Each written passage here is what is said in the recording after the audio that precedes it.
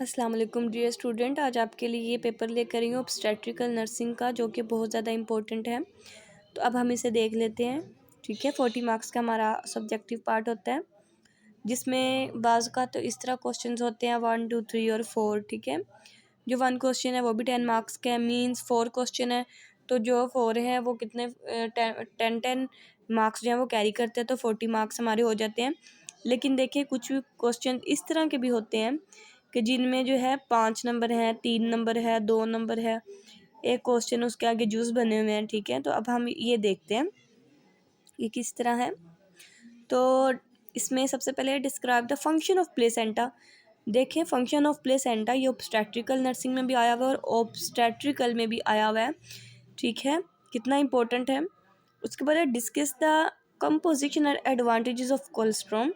ठीक है, अब ये कितने मार्क्स का है? 5 मार्क्स का है।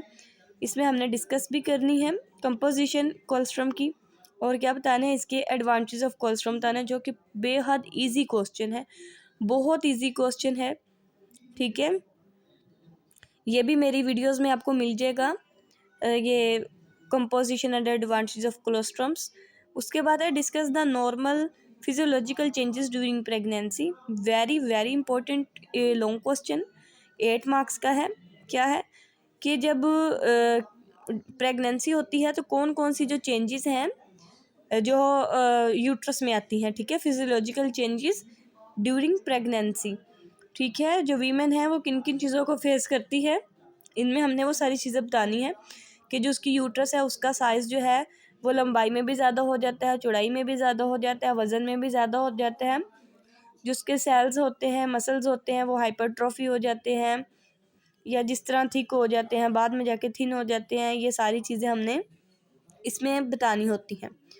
ठीक है, इसके बाद एक इम्पोर्टेंट क्वेश्चन है, व्हाट इज़ रिट्रैक्शन रिंग। ये जो क्वेश्चन है ये आपका शॉर्ट भी आता होता है, इसके अलावा आपके एमसीक्यूज़ में भी पूछा जाता है। तो यहाँ इन्होंने इसके 4 मार्क्स दिए हुए हैं। ठीक है, उसके बाद है write on the common trauma to neonate during birth and its effect. अब ये कॉमन ट्रॉमा की बात कर रहे हैं कि एक बच्चा है जिसको ट्रॉमा हो गया ड्यूरिंग बर्थ, पैदा होते साथ ही। वो किस तरह हुआ होगा, उसके क्या काजेज़ होंगे, और अगर उसे हो गया तो उसके बाद क्या होगा। इसके अंदर क्या बच्चे की पॉलिसीज़ आ जाती हैं, फेशियल पॉलिसी आ गई, अरब पॉलिसी आ गई, क्लम्प की पॉलिसी वगैरह आ गई, ये चीज़ें होती हैं। इसके अलावा इसमें क्या हो जाता है, इसके अलावा इसके अंदर कैपट सेक्सिडेनियम वगैरह इस तरह की चीज़ें आ जाती हैं। ठीक है, इंट्राक्रेनियल प्रेशर इंक्रीज़ हो जाना, ये सारी चीज़ें इस तरह की इसके अंदर आती हैं। उसके बाद है define engorgement and your role as a midwife.